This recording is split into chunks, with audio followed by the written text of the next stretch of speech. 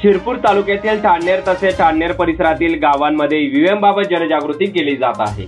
लोकांच्या मनात ईव्हीएम बद्दलची गैरसमज दूर करण्यासाठी केंद्र शासनाने गावागावात जाऊन ईव्हीएम बद्दलची जनजागृती केली जात आहे।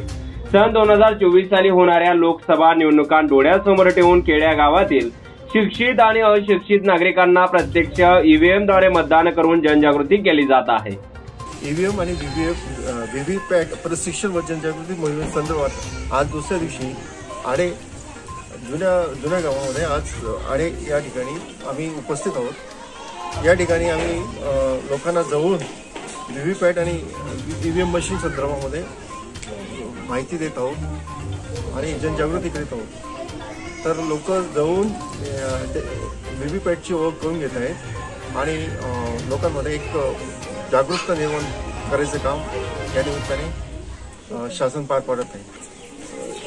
निवडणुकीचं असल्याकारणाने शासनाने ही मोहीम हाती घेतलेली आहे आणि आम्ही मंडळामध्ये 13 गावांमध्ये मंडळातील 13 गावांमध्ये ही मोहीम राबवत आहोत आणि लोकांमध्ये जो संभ्रम आहे, जो गैरसमज आहे, तो या मोहिमेद्वारे दूर होईल अशी मला पूर्णपणे खात्री आहे।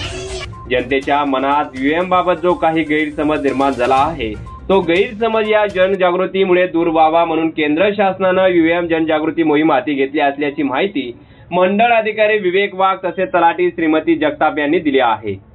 यावेळी ठाणेर येथील तलाठी नवनीत पाटील, मांजरोद येथील तलाठी संदीप महाजन उपस्थित होते।